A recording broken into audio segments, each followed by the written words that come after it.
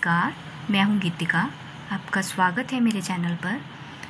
आज हमारा टॉपिक रहेगा शिव सिंह सेंगर, हिंदी इतिहासकार शिव सिंह सेंगर। कल हमने गारसादा तासी के बारे में करा था। आज हम शिव सिंह सेंगर के बारे में जानेंगे। ये भी हिंदी के महत्वपूर्ण इतिहासकार रहे हैं। इनकी पुस्तक का नाम लिखिए। इनकी पुस्तक का नाम शिव सिंह सरोज है। शिव सिंह सेंगर ने कौन सा ग्रंथ लिखा था? शिव सिंह सरोज। प्रकाशन वर्ष लिखिए इसका। इसका प्रकाशन कब हुआ था? 1883 ईस्वी में। शिव सिंह सेंगर हमारी हिंदी के द्वितीय प्रसिद्ध इतिहासकार हैं।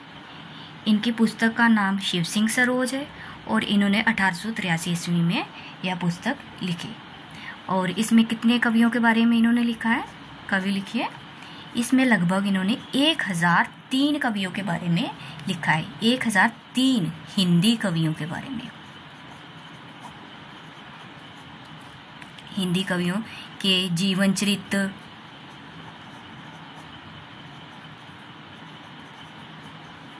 साहित्यिक कृतियाँ,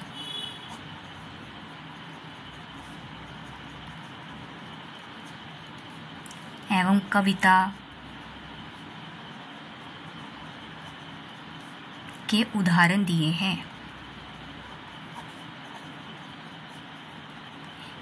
एग्जाम में ये भी पूछ लिया जाता है कि 1000 कवियों के बारे में किसने लिखा है? तो शिव सिंह सरोज ने 1000 कवियों के बारे में लिखा है। 1000 यानी 1000 के आसपास। संख्या पूछ ले तो 1003 है और लगभग 1000 कवियों के बारे में। ठीक है। इसके बारे में इम्पोर्टेंट बात यह है कि हिंदी भाषा का प्रथम ग्रंथ किसे माना जाता है। जैसा कि आप जानते हैं कि गारसादा तासी ने जो ग्रंथ लिखा था वो फ्रेंच भाषा में लिखा था, लेकिन शिव सिंह सेंगर ने हमारा जो ग्रंथ है हिंदी भाषा में लिखा था। इसलिए हिंदी भाषा का प्रथम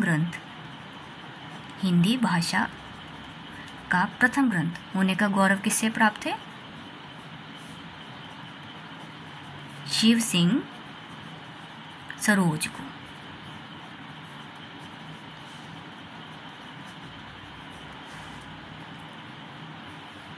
और हिंदी भाषा में हिंदी साहित्य लिखने का गौरव, हिंदी भाषा में हिंदी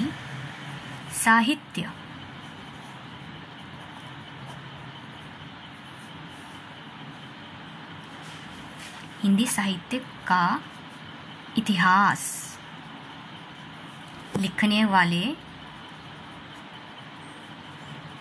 प्रथम लेखक ये कौन है? आप जान ही गए हैं कि शिव सिंह सेंगर है।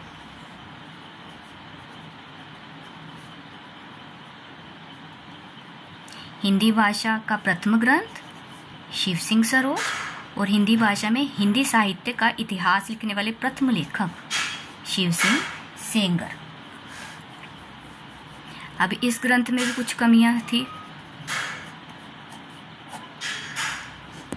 इस ग्रंथ का विवरण जो है कालक्रमानुसार ना होकर वर्णानुक्रम में था।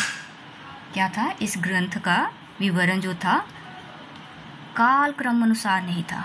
कालक्रमानुसार नहीं था। कैसे किया गया था इसका वर्णन? वर्णानुक्रम अनुसार।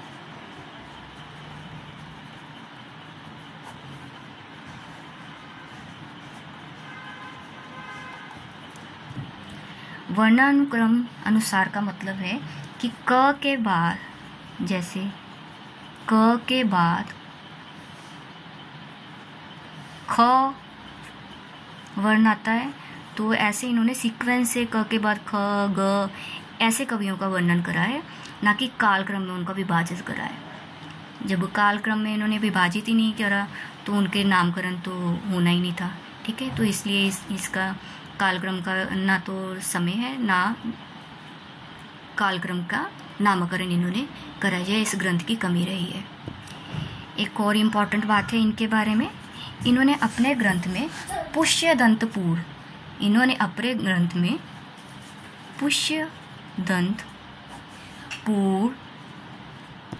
पुष्यदंतपुर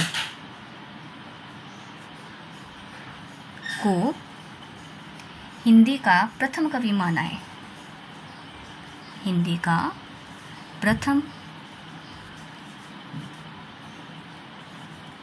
कवि माना है। इस ग्रंथ के बारे में आचार्य शुक्ल ने क्या कहा है? आचार्य शुक्ल ने इनके ग्रंथ को वृत्त संग्रह कहा है।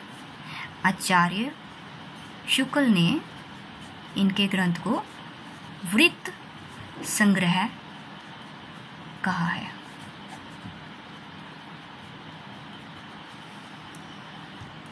अब इस बात का भी एक विवाद है कि इनको हिंदी का प्रथम कवि माना जाए या ना माना जाए। तो इस विषय में कुछ विद्वानों ने हिंदी भाषा में लिखा प्रथम ग्रंथ भाषा काव्य संग्रह को माना है। आप ये भी ऐड करिए, हिंदी भाषा में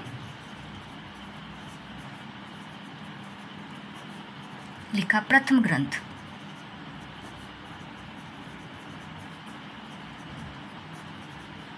कौन सा है? भाषा काव्य संग्रह, भाषा काव्य संग्रह। इसके रचयिता कौन है? महेश दत्त शुक्ल, महेश दत्त शुक्ल। और इस ग्रंथ का प्रकाशन कब है? 1873 ईस्वी।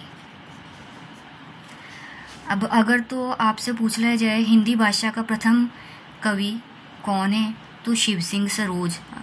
अगर महेश दत्त शुक्ल साथ में हो तो महेश दत्त शुक्ल पर ही हमने टिक करना है, ना कि शिव सिंह सरोज पर, ठीक है। और एक और इम्पोर्टेंट बात है जहाँ पर आप ऐड करें, पुष्यदंतपुर को इन्होंने बाखा की जड़ कहा है। पुष्यदंतपुर को हिंदी का प्रथम कवि कहा है, और साथ में क्या कहा है पुष्यदंतपुर को? बाखा की जड़, बाखा की जड़। पुष्यदंतपुर को बाखा की जड़ किसने कहा है? शिव सिंह सरोज ने। एक और महत्वपूर्ण बात है, कल हमने गारसा दत्तासी के बारे में करा था, तो इसमें एक बात ऐड करनी थी कि गारसा दत्तासी ने, जैसा कि आप जानते हैं, उन्होंने फ्रेंच भाषा में लिखा था यह ग्रंथ। तो उन्होंने अपने ग्रंथ में कवियों का विवरण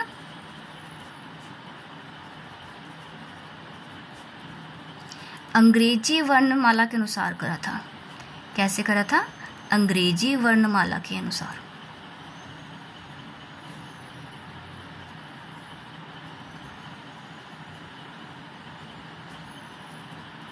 ना कि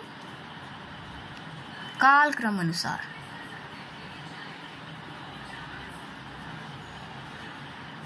ये भी इस ग्रंथ की कमी रही है, जिससे इन्होंने काल में विभाजित नहीं करा था इस ग्रंथ को। कवियों का विवरण ABC अंग्रेजी वर्ण के अनुसार कर दिया था। तो इस ग्रंथ की सबसे बड़ी कमी यही रही है।